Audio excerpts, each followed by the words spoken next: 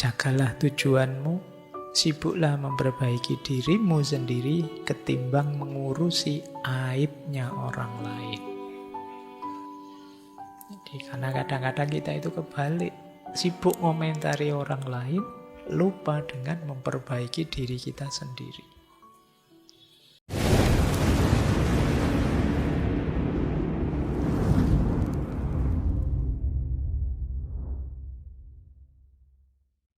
Oke, baik, bismillah. Assalamualaikum warahmatullahi wabarakatuh. Bismillahirrahmanirrahim. Baik, kita mulai ya. Sekarang buka kitab. Sekarang Risalah Al-Mustarsyidin. Saya bilang senyampe-nyampenya ya. Karena ya satu hikmah saja mungkin menjalankannya berat. Tidak apa-apa, kita sambil muhasabah. Ini di bagian awal. Nanti ada beberapa yang saya loncati, beberapa yang saya potong. Ya mengingat situasi saja, waktu saja, tidak bisa kita ulas semuanya. Yang pertama, yang di awal. Beliau Imam Haris Al-Muhasibi bilang begini. Keyakinan hanya akan diperoleh orang yang menggunakan akalnya hingga memahami maksud Allah. Hanya melakukan amal yang pasti hukumnya dan membersihkan diri dari yang syubhat. Rasulullah bersabda, yang halal sudah jelas dan yang haram sudah jelas, di antara keduanya terdapat hal-hal yang syubhat. Yang syubhat itu berarti tidak melakukannya lebih baik daripada melakukannya. Jadi ini jangan salah, seperti minggu lalu di At-Tusi, isinya Risalah Al-Mustarsyidin ini ya hadis, ya ayat Al-Quran, ya asar, qaul-qaulnya para sahabat. Dan Syekh Haris Al-Muhasibi ini wanti-wanti benar pada murid-muridnya untuk tidak terlalu jauh masuk seperti yang dilakukan oleh para sufi wujudiyah, para sufi yang sampai itihad, sampai satohat. Jadi beliau ini terkenal tasawufnya jenis akhlaki. Jadi tasawuf yang dipakai sebagai jalan pembersihan diri, pembersihan jiwa. Itulah kenapa gayanya Imam Ghazali tidak jauh-jauh dari sini. Karena Imam Ghazali juga tasawufnya jenis lebih banyak aspek pembersihan diri, pembersihan hati, dan mengisinya dengan moralitas atau akhlak yang baik. Makanya nanti isinya banyak berhubungan dengan moral, banyak berhubungan dengan akhlak dan kebersihan batin. Ya tema-tema seperti ini saya bilang mudah dipahami, tapi nanti banyak, apa istilahmu, makjeleb. Kamu sering ya pakai istilah makjeleb itu. Waduh, saya kok ada di situ. Jadi ini makjelebnya untuk kita saja ya, tidak usah makjelebin orang lain. Kamu sering yang kamu tembak orang lain. Kita sendiri juga masih pontang-panting untuk mewujudkannya.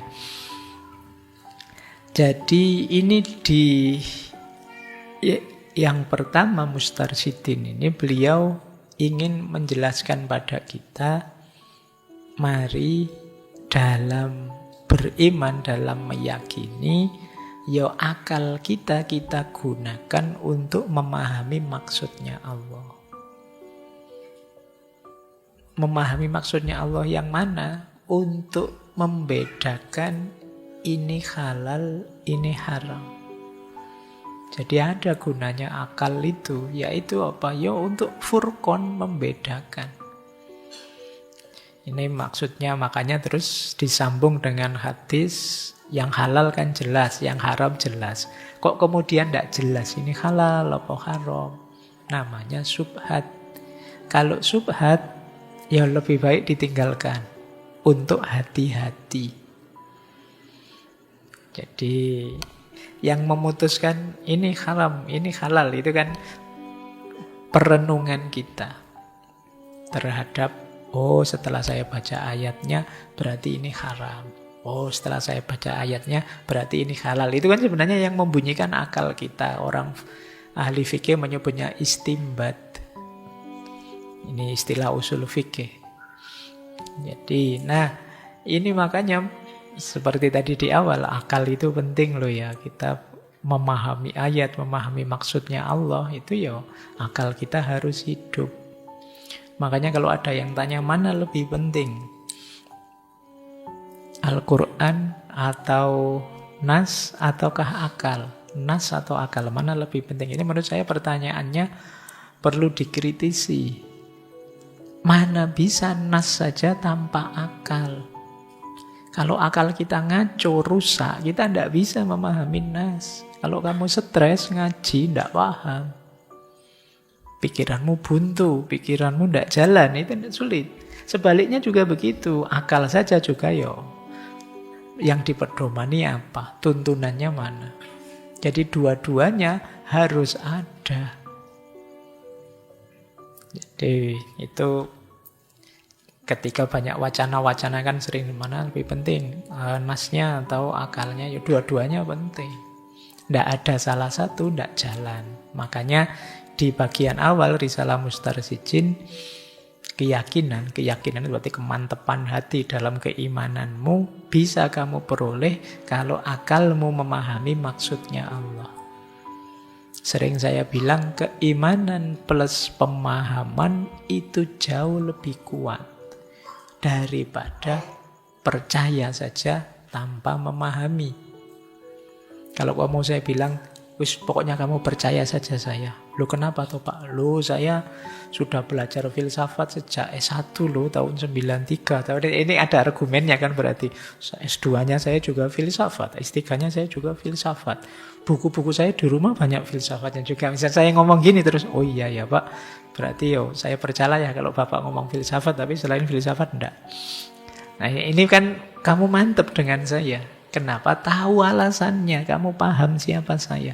Tapi kalau saya bilang gini, kamu percaya dengan saya. Kenapa sih Pak? Wis percaya saja, enggak usah banyak tanya. Itu kan kamu gelisah. Jangan kan yang ini. Nabi Musa saja kan dalam kisahnya bareng Nabi Khidir itu kan Nabi Musa gelisah. Ini enggak boleh tanya sebenarnya. Tapi kalau saya enggak tanya kok kayak gitu yang dilakukan. Karena belum paham. Begitu dijelaskan, oh maksudnya itu toh. Baru sekarang dia mantap percaya. Jadi yakin, iman plus paham itu jauh lebih kuat dibandingkan kalau kita percaya saja. Di situ pentingnya kalian menghidupkan akal budimu, akal pikiranmu. Oke, ini pelajaran pertama dari kitab itu. Jadi nuntun kita untuk belajar mampu membedakan mana halal, mana haram. Sebelum jelas, hati-hati dulu. Itu namanya masih syubhat. Sekarang banyak barang syubhat yang kamu telan. Biasanya dalam bentuk berita dan hoax. Itu kan syubhat semua. Syubhat itu tidak jelas, tidak pasti. Ini mesti tidak sih berita ini, kan masih ragu-ragu. Sebelum pasti jangan diputuskan, hati-hati dulu. Akan lebih menyelamatkan. Oke ya, semoga kita tidak jadi pemakan syubhat di dunia digital. Kita banyak ditelan oleh barang-barang syubhat hari ini. Tidak jelas, nanti belakangan baru ketahuan. Ternyata yang benar ini, kemarin sudah marah-marah. Oke. Kayak kemarin itu loh, saya berita terakhir itu, wah mana mungkin orang difabel kayak gitu kok bisa. Kan kamu terus itu. Kamu ngamuk-ngamuk sudah dianggap, polisi bikin-bikin. Ternyata belakangan loh. Makanya ojo komentar dulu sebelum jelas. Kamu kan senengannya itu sih, kamu makan barang syubhat. Belum jelas kamu sudah komen. Baik, ini yang pertama ya, pelajaran dari Risalah Al-Mustarsyidin. Kita lanjutkan. Yang kedua, ini dari beliau mengutip Sayyidina Ali bin Abi Thalib. Takutlah hanya terhadap dosamu, berharaplah hanya kepada Tuhanmu, Jangan malu bertanya agar menjadi tahu. Dan janganlah orang yang ditanya malu menjawab, saya tidak tahu. Jika memang jawabannya tidak dia ketahui. Nah, ini sekarang nasihat kedua. Ketakutan kita harusnya hanya terhadap dosa. Takutlah melakukan dosa. Pak, tapi kan kita juga nggak boleh takut terus, kan harus ada harapannya, harus ada rojaknya. Ya, tapi rojaknya pada Tuhan. Jadi berharaplah hanya kepada Tuhanmu. Mungkin ini mengutip ini karena menurut Syekh Haris Al-Muhasibi banyak orang yang tidak takut pada dosa karena menganggap Allah itu Maha Pengampun. Jadi santai saja. Kita tidak bisa membedakan antara terpeleset dalam dosa dan sengaja melakukan dosa. Takut pada dosa itu berarti apa? Kita tidak secara sengaja melakukan dosa. Bahwa kita ini manusia kadang-kadang kepeleset wajar. Makanya diksinya pakai istilah takut. Jadi takut berarti berhubungan dengan kehati-hatian. Berhubungan dengan kamu menjauhkan diri. Bahwa nanti kan ada orang bilang, Pak itu wajar kan orang punya dosa Pak. Kita itu manusia biasa, tidak ada yang sempurna. Iya. Tapi berikhtiarlah semampu mungkin untuk terhindar dari dosa. Cara paling mudah untuk kamu menghindar dengan otomatis adalah kamu takut. Ya nanti penjelasan panjangnya di syarahnya itu ya untuk kamu bisa takut, kenalilah efek dan bahayanya. Kenalilah akibat-akibatnya. Kalau kamu tidak jujur, bohong, nanti mesti ada akibat, kamu tidak dipercaya orang. Ada akibat, akhirnya statusmu, namamu di masyarakat jatuh. Akhirnya orang tidak peduli kamu dan seterusnya. Ini namanya efek dari dosa. Ketika kalian tahu efeknya terus, saya tidak mau itu. Kalau kamu pinter, maka kamu tidak mau melakukan. Makanya ini nanti kalau dihubungkan dengan kata-katanya Sokrates dulu, orang pinter itu pasti orang baik. Kalau dia masih mau melakukan hal tidak baik, hal yang dosa, berarti dia belum pinter. Kenapa? Dia belum tahu efek jelek, efek merusaknya, hal buruk dosa yang dia lakukan. Jadi takutlah hanya pada dosamu, tapi berharaplah hanya pada Tuhanmu. Mari kita berharap hanya pada Allah saja. Jangan berharap pada makhluknya, pada siapapun selain Allah. Dan kita sudah mendeklarasikan ini. Iyyaka na'budu wa iyyaka nasta'in. Setiap kali baca surat Al-Fatihah. Oke. Baik, saya lanjutkan. Janganlah malu bertanya agar jadi tahu. Kalau ini teman-teman apalah, sejak SD sudah diajari malu bertanya sesat di jalan.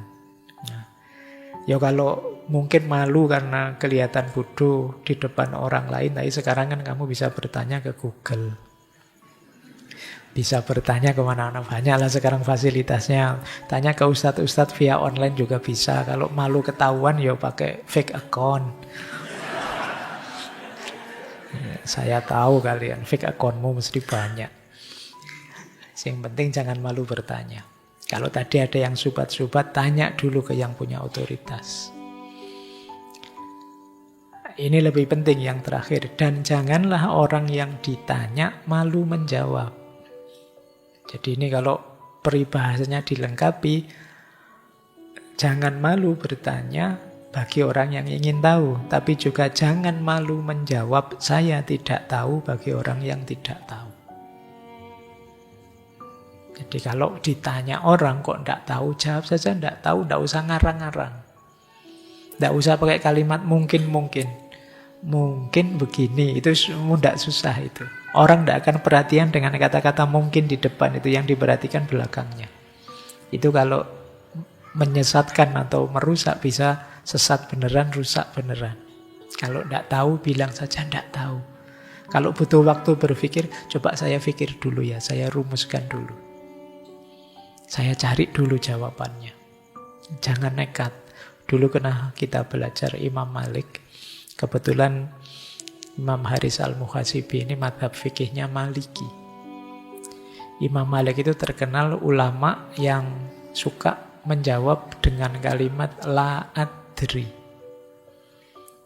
La adri itu aku tidak tahu. Jadi pernah satu majelis, satu pertemuan, dari 24 pertanyaan hanya 4 yang bisa beliau jawab. Yang 20 pertanyaan beliau menjawab la adri. Itu kalau UAS tidak lulus sudah. Ya kan? Loh, tapi ini beliau jujur. Kenapa? Kalau dia tidak paham, nekat jawab, menyesatkan. Padahal orang menunggu fatwa beliau. Jadi kalau nanti beliau ngarang itu banyak orang tersesat. Maka beliau jawab la adri.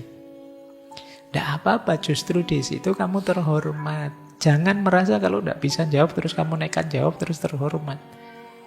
Mungkin besok kamu jadi orang besar atau tokoh atau yang banyak ditanya orang. Kalau memang pas tidak tahu, bilang saja tidak tahu. Jangan nekat jawab apa saja. Jadi itu bisa membahayakan dirimu kalau belakangan yang kamu kasih jawaban tahu. Ternyata dulu saya tanya, dibohongi saya. Itu kamu lebih gawat lagi. Jadi kalau tidak tahu, bilang saja tidak tahu, la adri. Cuma ini jangan dipakai jurus besok. Ini kan mau ujian akhir ini semuanya. Nanti ditanya dosennya, la adri, la adri. Kalau dipanggil dosenmu, kamu jawabnya ini Pak Faiz yang ngasih tahu Pak. Kalau tidak tahu, harus bilang tidak tahu Pak. Jadi saya jujur kan Pak, gitu. Jadi yang tidak tahu bertanyalah. Yang ditanya kalau tidak tahu, jujurlah. Saya tidak tahu. Paling tidak nambah masalah. Meskipun masalah lama belum terpecahkan, tidak apa-apa. Tapi karena kamu ngarang, tidak tahu, jawab saja. Bisa jadi masalah baru muncul. Oke, jadi ini bagian dari perjalanan kita mendekat ke Tuhan. Kalau tadi kan menggunakan akal kita, kalau ini takut sama dosa, berharap pada Allah, belajar yang banyak. Kalau tidak tahu bertanya, yang ditanya kalau tidak tahu, jujur saja bilang, saya tidak tahu. Kita lanjutkan. Kalau ini kalimatnya pendek, tapi pedas. Jagalah tujuanmu, sibuklah memperbaiki dirimu sendiri ketimbang mengurusi aibnya orang lain. Ini tidak perlu penjelasan panjang, kamu sudah tahu. Yang pertama, jagalah tujuanmu. Kalian harus mulai sadar makna hidup dan tujuan hidupmu. Orang Jawa bilang sangkan paraning dumadi. Kita dari mana dan mau kemana. Jangan terdistraksi oleh hal-hal lain yang tidak penting. Dan pasti ada banyak kekurangan dalam dirimu. Pasti kamu juga punya aib banyak yang orang lain tidak tahu. Dan kamu masih dilindungi oleh Allah. Maka sibuklah ngurusi dirimu. Jangan sibuk ngurusi aibnya orang lain. Jadi karena kadang-kadang kita itu kebalik. Sibuk ngomentari orang lain, lupa dengan memperbaiki diri kita sendiri. Eman-eman, waktu kita terbatas. Semua kita itu limited edition. Jadi kita tidak ada terus, tidak ada banyak. Masing-masing kita ini sedang deg-degan semua. Kita tidak tahu jatah waktu kita sampai kapan. Kalau waktu yang diberikan oleh Allah ini tidak kita manfaatkan sebaik-baiknya, jangan menyesal kalau nanti kaget. Ya Allah, tiba-tiba saja. Kan kamu sering begitu. Mungkin ada teman, saudara yang di grup WA tiba-tiba ada pengumuman innalillahi. Kamu kan kaget luar biasa. Kok tiba-tiba saja? Itu pun kamu tidak sadar-sadar. Kalau ada innalillahi yang kamu lakukan, ya perlombaan copy paste ucapan innalillahi. Tidak ada pelajaran apa-apa yang kamu ambil. Padahal kafa bil mauti wa'idhon. Cukup kematian itu sebagai penasehat. Harusnya. Cuma kan kita sudah terlanjur. Hati kita, hijab kita agak tebal. Sulit sekali menyentuh hati. Makanya kitab Risalah Al-Mustarsyidin ini isunya macam-macam. Mungkin beliau ingin di salah satu isu ada yang membangunkan kita. Ada yang menyadarkan kita. Karena kita itu kadang-kadang diingatkan ini tidak kaget, diingatkan itu kaget. Mungkin diingatkan yang satunya baru tersadar. Jadi isunya kayak loncat-loncat. Tapi ya beliau ingin kita tersadarkan. Baik, kita telusuri lagi ya. Siapa tahu ada yang membuat kita tobat nanti di beberapa nasihat beliau. Terus, beliau ngutip 2 khalifah. Yang pertama Sayyidina Ali, yang kedua Sayyidina Umar. Yang pertama, ini seperti pendapatnya stoikisme. Jadi kalian kalau suka sekali dengan stoikisme, ya di kita juga banyak kok ajaran-ajaran seperti itu. Misalnya, ini Sayyidina Ali. Wahai anak Adam, jangan senang karena kaya, jangan putus asa karena miskin. Jangan sedih karena tertimpa bencana, dan jangan gembira karena hidup makmur. Emas akan diuji dengan api, sementara orang soleh akan dicoba dengan musibah. Dilengkapi oleh Sayyidina Umar. Aku tidak peduli keadaan apa yang aku alami. Apakah keadaan yang aku senangi ataukah yang aku benci? Karena aku tidak tahu kebaikan itu ada di keadaan yang aku senangi atau di keadaan yang aku benci. Nah, ini pelajaran stoiknya apa kan teman-teman? Dulu di stoikisme ada penjelasan hidup itu ya kadang senang, kadang susah. Jangan tertipu oleh naik turunnya ritme hidup, situasi hidup. Jadi, mari kita bisa ridho, kita bisa menikmati semuanya. Kalau memang ada kesulitan, posisikan itu sebagai ujian yang setelah itu kita bisa meningkat lebih baik. Kalau itu kesenangan, posisikan itu sebagai ujian yang setelah itu kita tidak terlena. Jadi ini mari kita bisa menerima hidup kita apapun situasinya. Seperti dilanjutkan oleh Sayyidina Umar tadi. Dan aku tidak peduli dengan jenisnya pengalaman. Yang dipedulikan adalah kebaikan atau hikmah dari pengalaman itu. Dan aku tidak tahu apakah pengalaman yang aku sukai atau yang tidak aku sukai yang dibaliknya ada kebaikan. Mungkin saja ada pengalaman yang tidak aku sukai, tapi ternyata membuahkan banyak kebaikan. Setelah dimaki-maki, sekarang ada yang ngumrohkan, ada yang ngasihan. Itu kan contohnya begitu. Jadi mungkin semula, wah ini momen paling menyakitkan dalam hidup. Ternyata ada kebaikan di baliknya. Jadi coba kalian cari ini rahasia dari kalimatnya Sayyidina Umar ini. Kadang-kadang di balik peristiwa paling pahit tersimpan kebaikan yang di situ justru kalian dapat manfaat besar. Akibat patah hati, akhirnya kamu pinter nulis puisi. Oh, enggak gampang kan itu kamu. Biasanya sulit sih terus bikin puisi, tapi begitu patah hati lancar nulis puisi.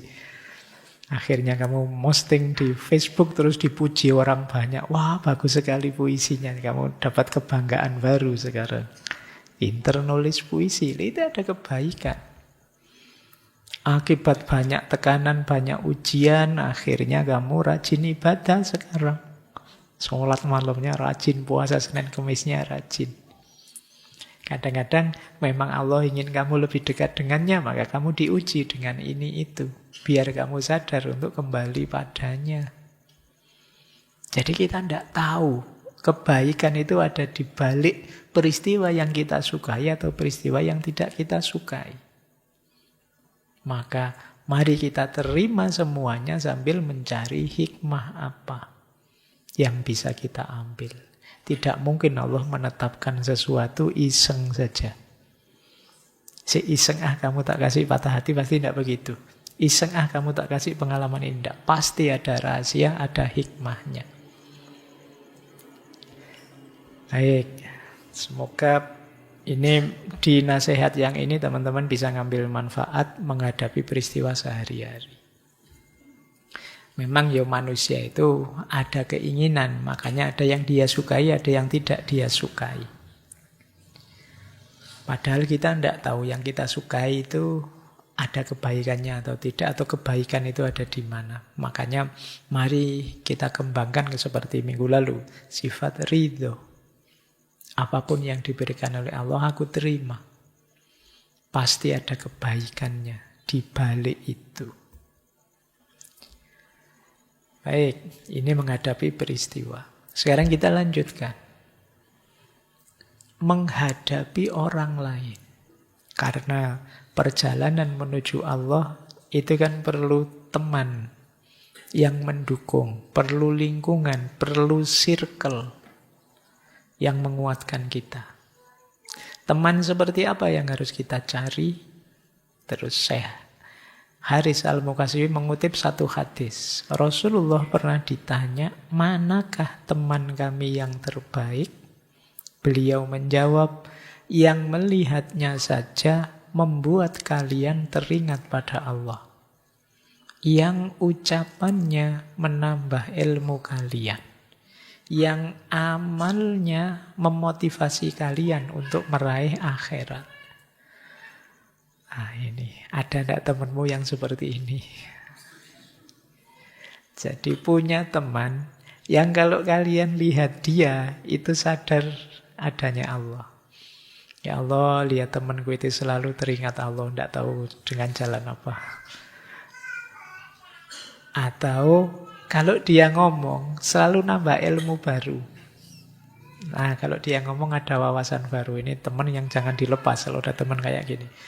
Apapun yang dia lakukan, pasti ini kebaikan. Kamu terdorong untuk ikut seperti dia. Temanku ini poso Senin Kemis, terus kapan ya aku bisa kayak dia?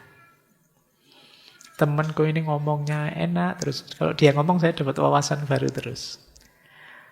Kalau lihat dia ingat kuburan, terus ingat akhir. Ya, sadar ingat Allah maksudnya ya. Jadi cari teman seperti ini untuk mensukseskan perjalanan kita yang paling hakiki menuju Allah. Tiga-tiganya alhamdulillah ya, kalau bisa tiga-tiganya. Salah satunya lumayan. Saya tidak ingat Allah sih Pak, tapi kalau lihat dia itu saya termotivasi untuk jadi lebih baik, lumayan. Kemudian Syekh Haris menyebut, barang siapa membiarkanmu berarti dia telah menipumu. Barang siapa tidak mau menasehat, tidak mau menerima nasihatmu, berarti dia bukan saudaramu. Ini ukuran juga. Jadi teman yang baik, dia mau menasehatimu kalau kamu pas meleset, melenceng. Maka teman yang cuek itu teman yang negatif. Kamu bilang pada temanmu, wah, aku kemarin sholatku bolong 3. Wah, hebat. Sholat bolong 3 itu luar biasa. Saya juga sering. Itu berarti dia cuek sama keburukanmu. Cuek sama melesetmu. Tidak peduli dengan kondisimu. Ini teman yang negatif. Berarti dia sedang menipumu. Padahal kamu salah, tapi dia membenarkan saja. Padahal kamu melenceng, tapi dia menganggap kamu lurus saja. Ini menipumu, bahaya. Jadi cari teman yang kalau kamu sedang salah, dia mau menasehatimu. Karena di antara kewajiban di antara seorang sahabat itu yang pertama ta'aruf, yang kedua tasamuh, yang ketiga ta'awun, dan yang keempat tawasau. Ta'aruf itu saling memahami, saling mengerti kondisinya. Kalau sudah saling paham, kamu tasamuh, toleran, menerima apapun kondisi dia. Kalau sudah tasamuh, ta'awun, kerjasamalah dalam kebaikan. Tapi jangan lupa yang terakhir tawasau, saling menasehati, saling peduli kalau yang lain meleset, kalau yang lain melenceng. Jadi barang siapa cuek padamu, dia bukan sahabatmu, dia sedang menipumu. Sebaliknya, barang siapa tidak mau menerima nasihatmu, dinasehati kok malah ngamuk-ngamuk, putus persaudaraan, ya berarti dia memang bukan saudaramu, bukan sahabatmu. Tidak harus merasa kehilangan. Wong dia tidak mau dinasehati. Oke, ini Syekh Haris Al-Muhasibi. Dilengkapi dengan kalimatnya Sayyidina Umar lagi. Tidak ada kebaikan pada diri orang yang tidak mau menerima nasihat, dan tidak ada kebaikan pada diri orang yang tidak menyukai para pemberi nasihat. Jadi, jadilah orang yang mau memberi nasihat tapi sekaligus bisa diberi nasihat. Kadang-kadang kita kalau ngasih nasihat semangat, tapi begitu diberi nasihat tersinggung, baperan. Nah, itu berarti kita juga belum bagus. Jadi orang yang bisa dua-duanya, begitu ada orang menasehatimu, ya kamu terus introspeksi. Jangan-jangan nasihatnya benar, berarti saya harus memperbaiki diri. Tapi kamu juga jangan cuek dengan yang lain. Kalau yang lain keliru, yang lain salah, yuk kamu nasihati, kamu ingatkan.